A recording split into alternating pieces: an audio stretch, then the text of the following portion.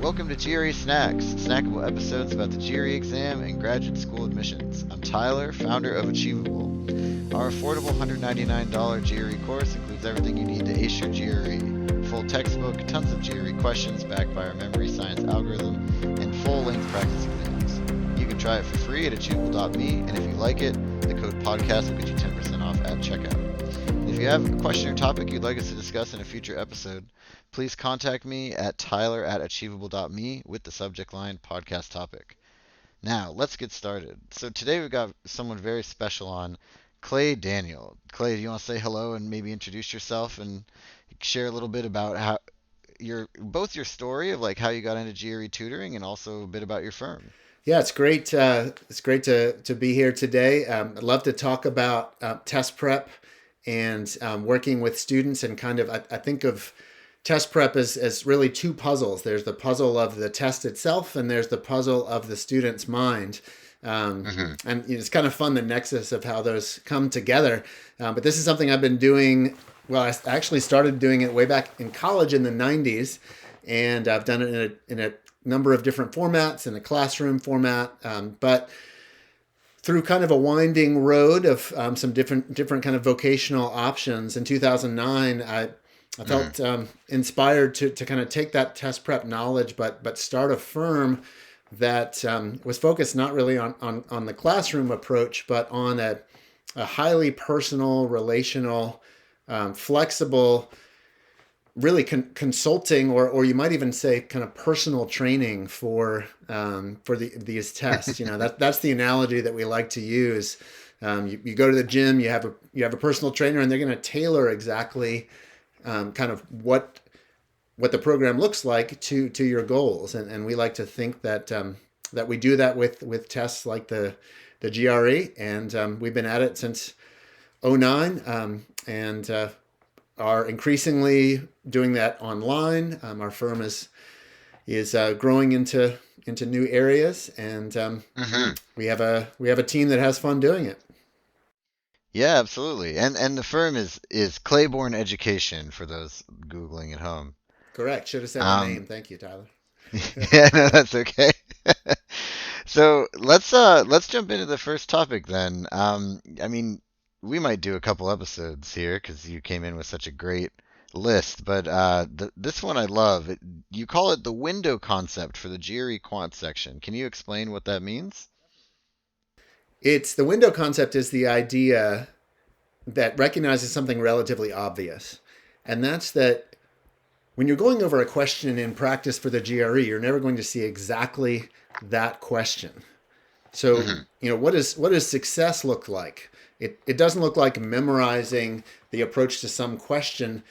And keep in mind, that's very different from math that's done in school, whether high school or college. You're taught a method, then you get the assessment, and you reproduce the method on the assessment. I mean, maybe the numbers change a little bit, but you're basically running through exactly what you've been taught.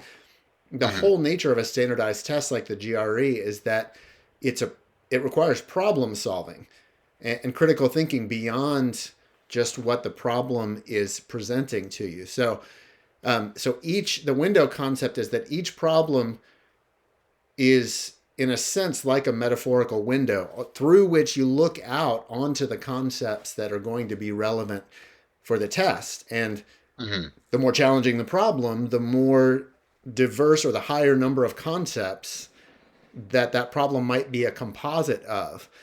And so you almost need to not just to solve the problem, but look through the problem to the concepts that underlie it and feel Hmm. like, you can check all of those boxes, take that concept and apply it in a different setting. So in that sense, it's doing more than just solving the problem in front of you. Yeah, it's basically you start with the diagnoses and then you got to operate. Right. And like you say, the diagnosis that involves the brain of the test taker, right? Everybody Hmm. remembers different things. And the classic refrain of the GRE student is, I haven't done this in fill in the blank, 5 years, 10 years, 15 Right. years.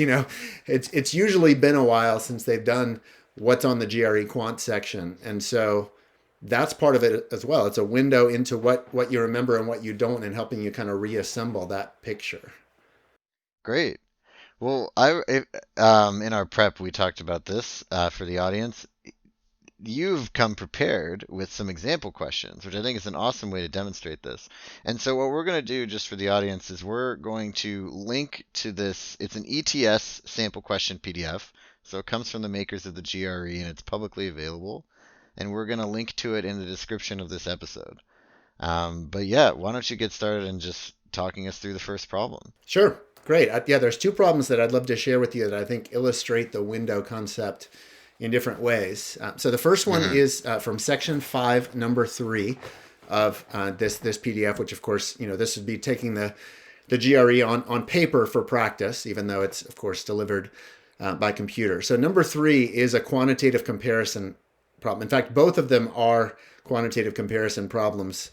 That's a little bit by accident, but I think these two problems best illustrate the window concept. Number 3 says the kind of intro information or background is 4% of S is equal to 3% of T. And then it tells you that they're both greater than 0, and you're supposed to compare S and T. So what I mean by the window concept is we don't just want students to kind of read that, put their heads down, and immediately start writing an equation. Now, an equation might be the best way to solve this, but good test prep takes into account, as you kind of look through that window, that there may be multiple ways to solve it and multiple concepts underlying this. So we could write 0.04 times S equals 0.03 times T and try to make those two interact. But there's problem solving, and the GRE, another way to say that is that the GRE has a ton of reasoning or logic that you can bring to bear, which should be encouraging to a student who's been using their reasoning even more recently, let's say, or far more recently than maybe they've been using their math skills. Right. So look at that comparison. 4% of S is 3% of T. We like to come up with memorable ways to make a comparison, or to kind of execute a math problem. And the approach here I would call the principle of help. And you could illustrate it this way. I'm 5'9" on a good day. If I go to the doctor's office, I'm probably rounding up a little bit.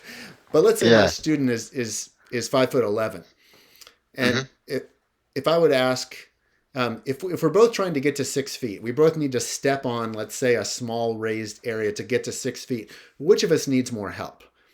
Well, I'm the shorter one, right? So I need more help. The principle of help means more needs to be added to me in order for me to reach the equal place. Right. So think again about the problem. 4% of S is equal to 3% of T. It almost sounds like T is the smaller number because it has the smaller percent, until you realize, wait a minute, S is getting more help in this equation. S is getting multiplied by 4%. T is only getting multiplied by 3%. So who's getting helped more? That would be S. And that's analogous to me in this picture, right? I'm the shorter one. I'm the one that needs the help to get to 6 feet. And the columns are just comparing S and T. There's actually no math that's required if you apply that reasoning to the problem and realize S is smaller, it needs more help. Right. Yeah, because that was immediately how I tried to solve it. I was like, okay, well, even using like your goal concept of like, okay, let's say what number would each of them need to be to equal 1? Yep. Right? Just to get to 1. Like you can tell that one of them is going to need 25 and the other will need 33, right? Right. Or like 33.333. Yeah. Times itself. So that actually, that's a very cool way to illustrate it.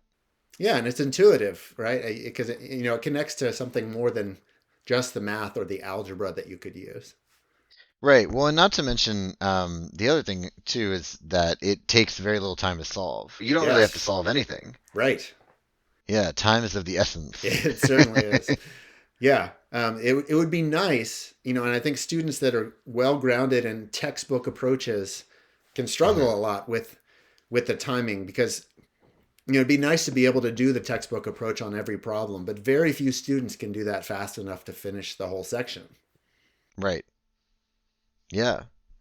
I mean, that's essentially like one of the biggest things you just did is cut a minute off somebody's like problem solving time. Right. So that's pretty cool. So yeah, that sounds great. Thanks for the first one. So Sure. for the second one, do you mind reading it off and then walking us through it? Absolutely. And this one, it's pretty easy to hear and visualize because there's not much information. The background is simply that x is greater than y. This is Hmm. number 6, by the way, in the same section. X is greater than Okay. y. That's all we know. And the student should be kind of thinking, let's not make assumptions here. Let's leave that wide open. We could be positives, negatives, Hmm. 0, both positive, both negative, both 0. The columns are asking us to compare the absolute value of x plus y and the absolute value of x minus y. So those Mm. are the two columns. So a problem like this, I think, is a window onto the entire concept of plugging in numbers on GRE Okay. Quant. And that you really want to think in categories. We train our students to think in categories, and each category will have an example number that you would use. But Okay. good number sense means you're thinking these categories will probably behave the same way, and those would be positive integers, negative Right. integers. Right, that's the first two. So whole Hmm. numbers on the positive or negative side. Then there's 0, of course, which often behaves in ways because it's so. I like to talk about the weirdness of 0. You know, it's Right. it's so different that it often helps you get to an answer. Um, Yeah, or at least eliminate an answer or choice. eliminate. Yeah, absolutely. Right. So plugging in 0 can be very helpful. And then, of course, what we haven't talked about is the non integers, so fractions, both on the positive and negative side. But we especially like to narrow that down from the range between from 0 to 1 and Hmm. 0 to negative 1, Okay. because numbers behave oddly there. And I like to call the range between 0 and 1 opposite world, because usually you multiply by something and it gets larger. That's intuitively what we think the word multiply means, to make something bigger Right. or more numerous. But if you multiply by a number between 0 and 1, you're making it smaller, times a half, times a third, times a Hmm. fourth. And then you put that on the negative side, 0 to negative 1, and there's a couple of weird things happening. It's becoming smaller in absolute value terms, but Right. it's actually becoming larger because it's getting closer to 0. Um, so, we would typically spend more time kind of covering this ground and making sure that like all of the categories, the behavior of the number in those categories would be, would be well grasped by the student. But its application to this problem is just to say, keep in mind that there are all these different behaviors of numbers, and so you don't want to make assumptions based on, say, just plugging in two positive numbers or two negatives in this case. We're going to want to keep going until we realize, as this problem teaches us, that there are actually multiple relationships between A and B, column A and column B. We could make them equal by making y equal to 0, right? So that x plus Hmm. y and x minus y will be the same thing, even with the absolute value bars around them, Right. That makes a lot of sense. Yeah. right? 0 doesn't change anything. And that's actually the best outcome to get, because now all we need to do is show that we could have a different relationship between the Hmm. quantities, and we immediately know the answer is D. And we can indeed show Right. that with any number of. You don't really need to go beyond integers and 0 on this one. You don't need to use the fractions. But there are Yeah. definitely other cases where you'd say, look, integers are giving me all. Quantity A keeps being bigger when I'm using integers. But let's not assume yet that A is the answer. Let's try fractions because they might behave differently. And so Right. in that, we've looked through the window. Very cool. Yeah, so that's basically five categories then. It's positive integers, negative integers, positive fractions between 0 and 1, negative fractions between 0 and 1, and then of course 0, 0 which itself. is a great number for screwing a lot of these problems up in a way that helps you. Yes. Very cool. Yeah, it's Well, kind of that like all. I was just gonna say it's like trying to use the square on Tetris. The square is the worst block to get because it's hard to fit in there. But it's kind you want that kind of thing on a standardized test because if you Mhm. can make something not fit, maybe you can eliminate it. Right, exactly. Very cool. Well, fantastic. Thank you, Clay. This is a lot of fun, and I think that was a really good lesson. Cool. Anything else you wanted to say before you give us a little spiel about what you guys do, and then we log off? No, I think that's great. I think that sums it up well. All right, cool. Then yeah, tell us a little bit about Claiborne before we head off here. Sure. Well, as I mentioned, Claiborne is focuses on kind of this personal training relationship with the client. We are a consultancy, and part of Hmm. the way that we show that is just an initial like diagnostic and consultation process for which we don't charge the client. We're not interested in Right. packing students into a classroom or just kind of increasing the bottom line in that sense. Our program is right for some, and we think it's the best out there because I guess we wouldn't be worth much if we didn't think that. But it's about the client and whether it's a fit for him or her, how many hours make sense, what the goal is. So I would really say it's an invitation to start a conversation and figure out if this makes sense. That makes us feel like we're doing this with integrity. Um, Right. if we can have that conversation and go forward when it makes sense, and when we do, hopefully this gives you a taste of how we approach things. And a lot of students have found that it kind of unlocks the test for them in ways that bring results. But it starts with a Yeah. conversation. Fantastic. Thank you, Clay. Really appreciate that. And yeah, we Claiborne Education, you can Google it, or I'll also provide a link in the description to that as well. So this has been GRE Snacks, hosted by Tyler from Achievable. You can check out our GRE course for free at achievable.me and use the code podcast at checkout to get 10% off. Thanks very much for listening, and we'll see you next time.